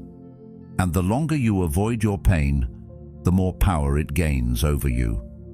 The Stoics didn't believe in running from hardship. They believed in leaning into it. They practiced premeditatio malorum, the mental rehearsal of adversity. Why? Because they knew pain was coming, and when it did, they wanted to be ready. There's a story about Epictetus. A Stoic philosopher was born into slavery and crippled by his master. Literally had his leg broken, but instead of bitterness, he chose mastery. He taught that the only thing we truly control is our mind, our response. It's not what happens to you, he said, but how you react to it that matters. That's not just a quote, that's a worldview, a way to look at pain and ask, what now?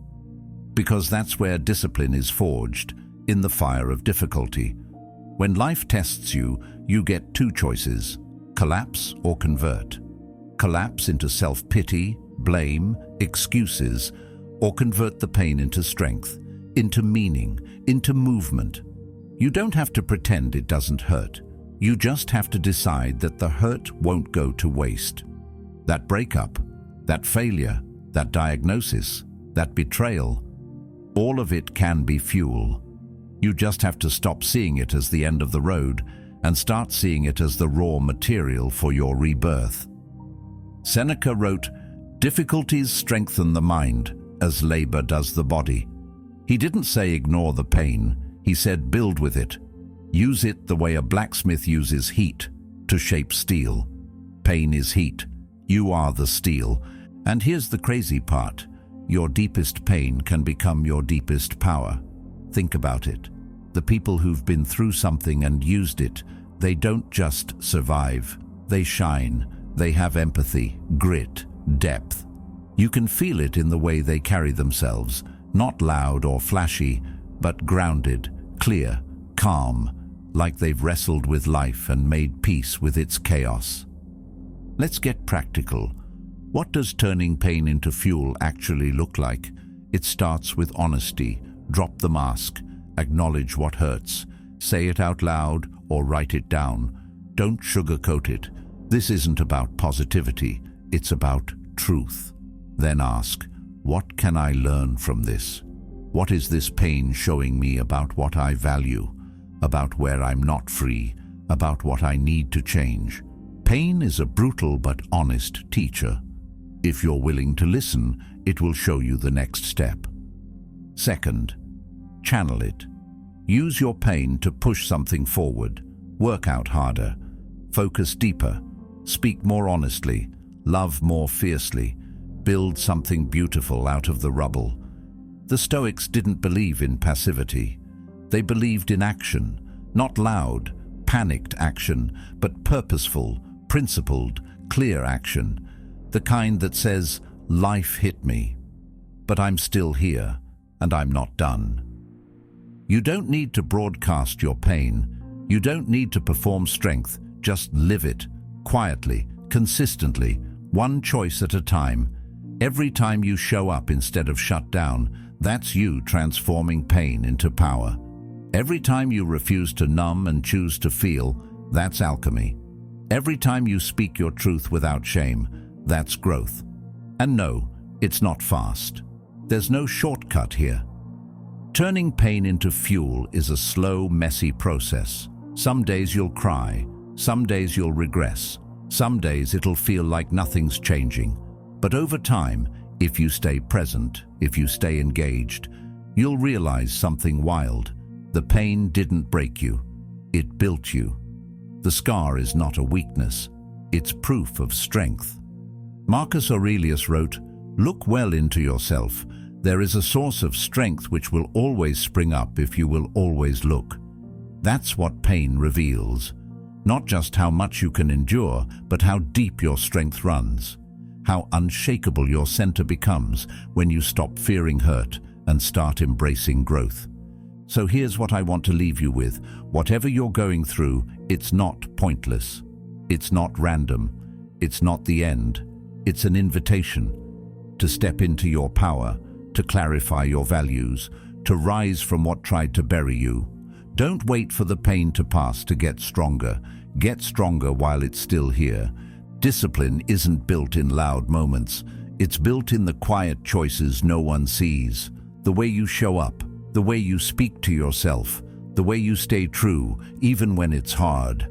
Every decision, every no, every act of self-control, it's all shaping you into something unshakable.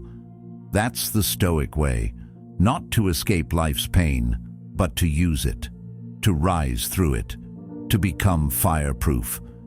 If this resonated, don't stop here. Watch the next video on your screen.